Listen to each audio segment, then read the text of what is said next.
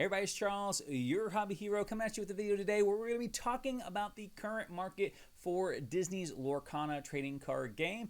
Before we get started, if you haven't already, please hit that subscribe button down in the bottom corner. I do appreciate it. I do put out regular content about the hobbies that I love the most, with this channel being dedicated to the Lorcana card game. Now, you heard me right. Today we're going to be covering kind of all things market related to the current Lorcana TCG. We're going to be looking at some of the enchanteds from set 1 through set 3, as well as sealed product and even some of the legendary prices. We're going to be revisiting a lot of information that we covered in the last Market Watch video, so if you haven't seen that one, you may want to go check it out as well. But without further ado, let's go ahead and jump on in. All right, we're on tcgplayer.com. We are going to start with the first chapter. We're going to sort prices high to low. Just give us kind of the stuff that's really moving right now. Now, I know we talked about the enchanteds in the last video, and for the most part, they have kind of stayed stagnant, if not retraced a little bit. I would say if we give it about another week or two into set 3, that's probably going to be our best time to buy. I'm not saying they're going to drop off a lot. Just saying that that's generally the time that people have either overspent on the new set or are looking to spend more on the next set, and they need to move some of the product that they have. This Elsa here, I know I talked about it last time. A lot of this is just due to like heavy speculation on this card, which is really unfortunate. It is one of the ones that I still need to complete my master set for set 1. I'm just not going to be a buyer at this price. Honestly, if I was going to spend that much money on it, I'd probably just go ahead and buy a PSA 10. The PSA 10 prices really have not moved much from when this was a $350 card all the way up to now where it's like a $700 card, which should show you that there are people really just heavily speculating on the value of this card, and it's not an organic movement, or else we would see more movement on the graded side, not just on the raw side as well. Just much more easy to manipulate the price on the raw ones than it is on the graded ones, just due to the volume of those that we see. A lot of the other set 1 ones are either retracing from their highs or kind of like stabilizing around those marks. The big gainer that kind of stuck was the Mickey Mouse Wayward Sorcerer. And probably the most surprising drop was Aurora being a princess and a great artwork from set 1. I know she's not quite as playable as the Belle up here, but that is a pretty big price disparity between the two. I think if there was one that was undervalued out of the enchanteds right now, it would be an Aurora. I think she's probably your best opportunity buy. I mean, she's down here in kind of the dregs, if you will, with the bottom part of these enchanteds.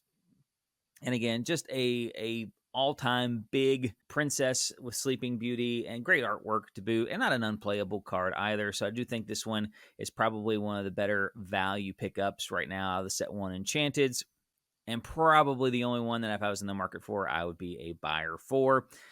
Now, touching on the sealed product for set 1, I know the last time we talked about these gift sets and how they were still hanging around MSRP and probably a decent item to pick up. As you can see, they've already jumped up quite a bit. Again, people are kind of shying away from the troves at the current price point, $424 for the troves, quite a bit up over their market price, which just means they're selling faster than their market price can keep up with, as far as new high, new high, new high, new high. And we talked about this in the last video too. If you're in the market for one of these, you should probably just go ahead and buy one, because they're not going to be coming down. They're not doing another print run on these. And as you can see, they've jumped up quite a bit. I think they were hovering around the market price right here on the last market video that we had done. So again, still climbing. You can probably find a fair number of them out there for less than the $424 mark. I mean, you've got one here that just sold for $350, but the point is, like, they're not going. Well, this one was probably pulled down and relisted before that went through. I mean, you can even see on here, people, I can't imagine that these $40 sales are actually legit sales, or they could be like empty trove boxes. But again, they're under these listings and they're affecting that market price data that's on there as well. But yeah, I mean, as you can see, $300 to $350 is probably what you're looking at right now. And it has been a steady climb all the way from the beginning, and it's probably just going to continue to climb as they end up in the hands of collectors, or as they get opened up, God forbid, by the people who have them in their collection that just are trying to get some value out of them. But they will keep going up unless some kind of crazy inventory of them shows up somewhere. That's kind of the facts that we have to deal with the troves. Sealed boxes right now are starting to kind of climb up a little bit. I think last video they were under 200, tipping up over 200. I think they're still a good buy. I've seen a lot of posts on the buy, sell, trade groups where people are just buying up any quantity of these. And that's because we really have not heard any news for so long at this point in time that I think it's probably safe to say, barring an unforeseen change, we are done with set 1 print runs, possibly even done with set 2 print runs at this point, because I think that there was enough product out there on the shelves long enough that they feel like singles prices are probably not too prohibitive. Now, that could change, and they have not closed the door on it. So I just want to be crystal clear on that. Ravensburger has not come out and said they are done with this. But I think people are starting to kind of feel, in their bones that we're probably not going to see any more of this, and starting to buy up the available stock that's out there. I do imagine once an official announcement comes, if we do get anything official from Ravensburger, we will see a huge price spike across the sealed product for set 1, and probably the enchanteds for set 1 as well. I'm not so sure about any of the legendaries. I probably would have felt more inclined to feel that way if most of them weren't getting phased out just due to the natural power creep of the game. But set 1 booster boxes, even at $234, and especially if you can find them under that, I think are still a good pickup at that price. And then coming back to the gift boxes a little bit, I think they're going to start catching up to the troves in that kind of escalation phase. I know we looked at them last time. They had stayed pretty flat, honestly, and it actually had dropped down to around, this isn't even the low here. We had them at like MSRP shipped, I think, the last time we looked at them, and as you can see, they're starting their steady climb now. So if this is something that you do want in your collection, I would go ahead and pick it up now. As I said, they've already said we are not getting more gift sets from set 1 or troves from set 1. And that's kind of all we have in set 1. Kind of taking a look at set 2. All right, with the release of set 3, set 2 stuff has definitely kind of cooled off a bit. As you can see, a lot of these are underneath their market prices and kind of trending downwards. And honestly, I think that's fair. When it comes to sealed product, I'm pretty cool on set 2 sealed product. Now, granted, if you're a sealed collector, prices are really, really low right now. I mean, you can find some of these boxes out there for very close to cost. I mean, $464.95 for a case, minus the fees and shipping after all that through TCG Player, is very close to cost for a lot of these stores. I think there was a lot of product for this set that was left on the shelves, and a lot of people trying to move it. I mean, individual boxes at $120.41.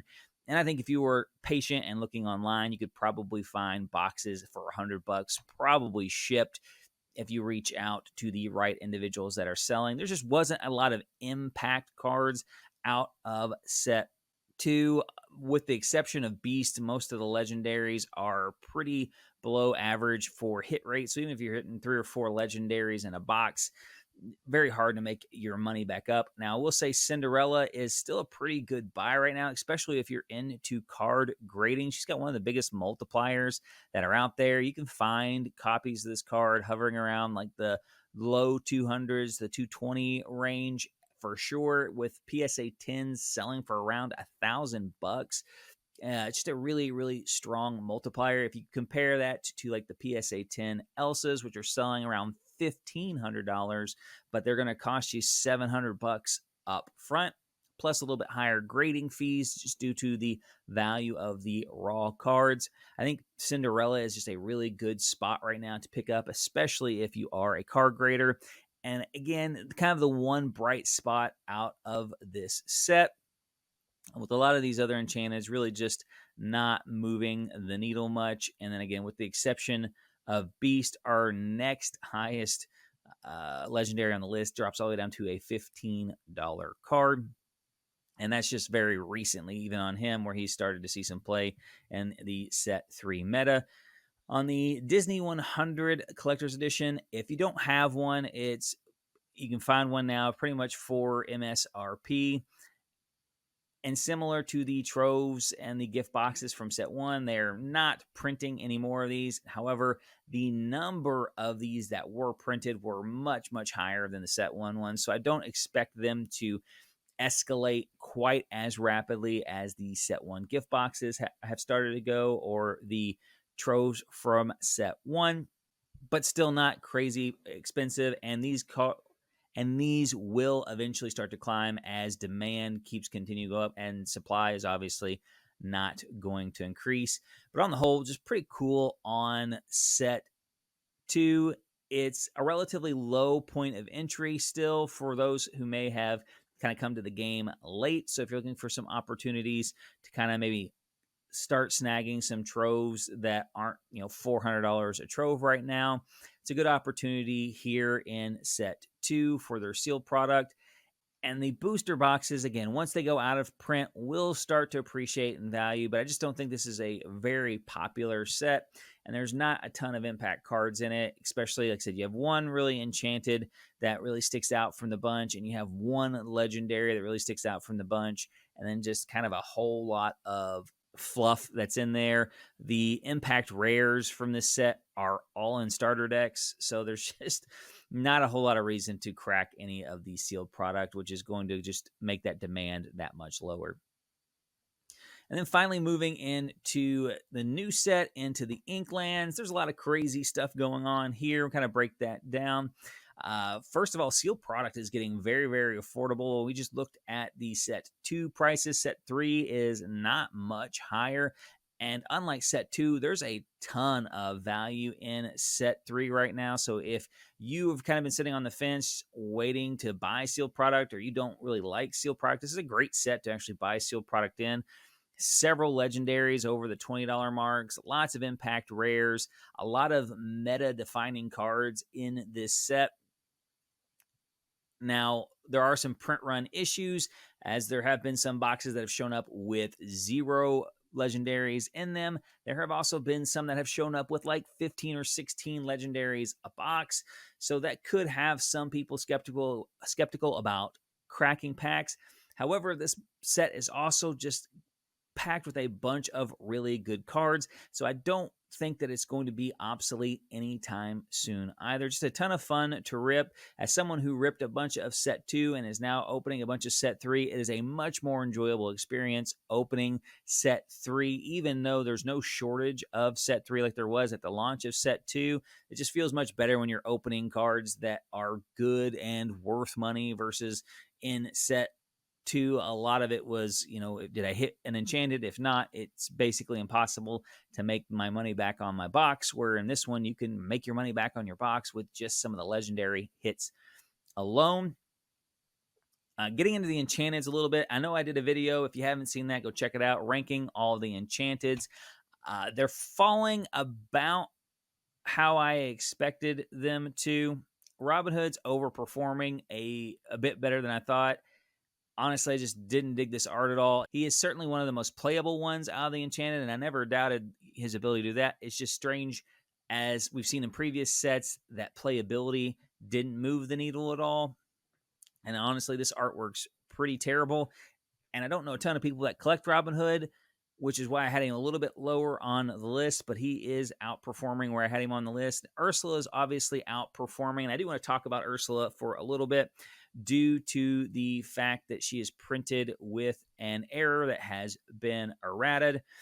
She is printed as a Storyborn, but as you can see, she is supposed to be a Dreamborn villain, and that has caused this card in both the Enchanted, the foil, and the normal legendary rarity to skyrocket in value. It's starting to taper off a little bit, but as you can see from its launch price at a healthy 226, it really had just shot straight to the moon as soon as that errata was noticed. And I do want you guys to exercise caution on this card. I will go on record here as saying one of two things are going to happen with this card, most likely. The first is they are not going to correct the card as it stands. They're not going to go to another print and have this card corrected and printed out in mass. The other option is they do, but the print run is going to be much smaller.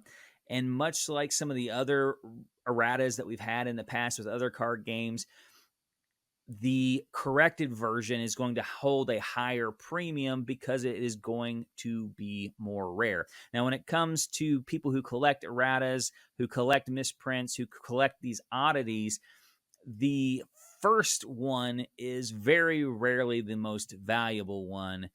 The rarer one is usually the most valuable one out of. We see it with the corrected Zapdos from Fossil, where the original one was printed with an error. They later went back and fixed that error on the image. And the one that came later is much harder to find and therefore has a much higher premium. So the people who are paying way over thinking that, hey, this has got an error and they're going to fix it and I'm going to have one of the error versions of the card and it's going to be super rare, it's most likely just not going to happen. The only way that this one becomes like the highly sought after, more rare version is if it becomes the more rare version. If this thing goes to like 7, 8, 9, 10 prints and they've all been corrected past that, and this one truly stays the most rare, then we could see that. But I don't see it going to that many print runs.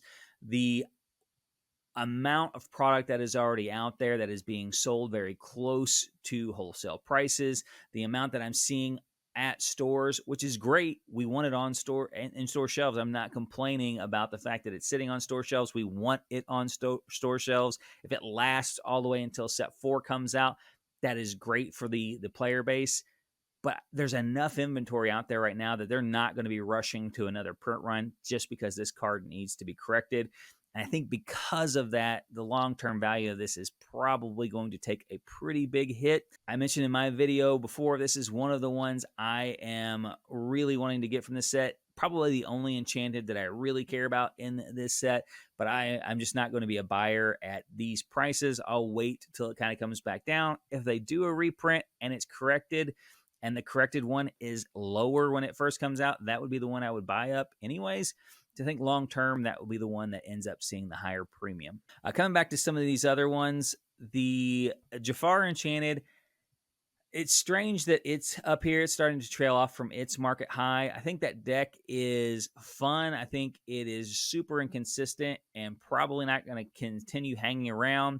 And I did mention in my other video that I just don't like the artwork of this one over the artwork of the original. I think the base card has a stronger artwork. Not that this one's bad, but he is a popular character. I think he's probably in a good spot. Maleficent is kind of about where I had her. I expected these two right here to kind of be the heating, being kind of the leader of the packs, just due to the popularity of the characters and on Kita's artwork just being just phenomenal on that princess. So Robin Hood has been a bit of a surprise. I do think that if I were going to buy any of them right now, I would probably be a buyer for Kita. If I could get her closer to like that 120 mark, for sure. I do think this card has potential going forward, but I just also think this is a great card. And again, similar to the Cinderella in set 2, I think it's just got one of those artworks that really makes it stand out from the rest of the Enchanteds in this set. As for sealed product, again, this one you can buy for almost wholesale right now. I've seen cases on some of the buy sell trade groups that are moving for like $430 shipped, which is just crazy. I think this set has a lot of really good cards in it, a lot of really fun cards, and I think it's going to be one of those sets that's very fondly remembered. So I do think that long term, the sealed product for this one will be a good pickup, especially over like set two. Obviously, nothing's going to compete with the base set as far as that's concerned, but I do think the long term prospects of the set are just very high. A lot of, like I said, it's our first set with locations, it's our first set with 18 enchanted. It has a lot of our like fundamental like legendaries in it that I just think are going to be good for a long time. I think it's going to be very hard to phase those legendaries out. So I think long-term value of these sealed boxes will be pretty good. Other sealed product, we have the gift boxes and the troves for this set as well. They're kind of in a rough spot right now because the stores on a local level got pretty heavily allocated on these troves.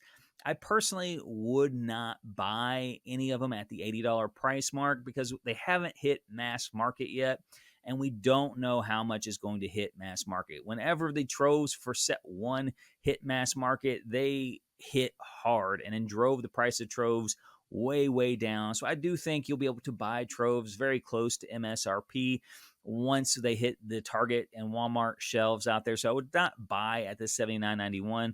Similar to the Inklands gift sets, I would not pay anything over MSRP. Similar to the other sets, these are limited print runs, so I do think long term they will go up in value. But again, I don't think you want to buy above MSRP right now, especially with mass market release just a few days away. I'm going to take a look at the legendaries in the set now, and we've got a number of very valuable legendaries in here, and the market's been moving around on a lot of them. Ursula, as we mentioned, I think she is a very strong card and a very good card. I think part of her value here, again, is that all of them are currently printed with the errata, and people are paying and kind of buying them up maybe a little more than they should be. I would probably put her closer to like Jafar as far as where I think her value will probably settle. I think she'll be very similarly like close to like that $20 range. Even though she is quite good, I just don't think she's going to hold the same value. One, I think she's harder to play for your average individual and has a less of a visual impact for your more casual player.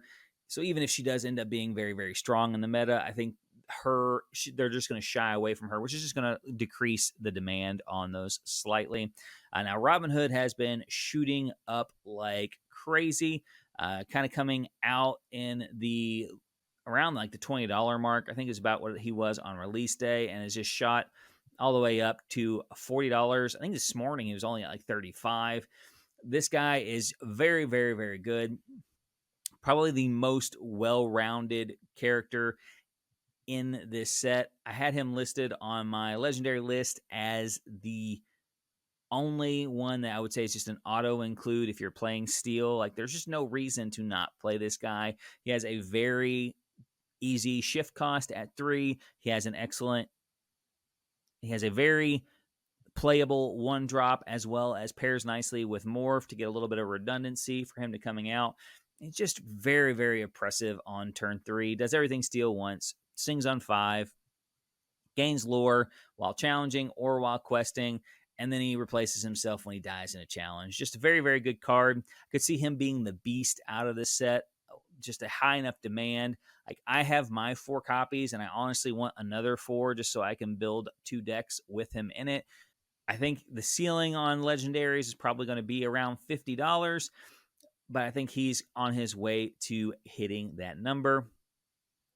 The other big standout from this set being Jim Hawkins. Again, on release day, I think Jim Hawkins were hovering around $13. I bought my play set at around $15 a piece. And I think I bought my first foil one around $25. And then people realized how good his ability was, and he started spiking as well.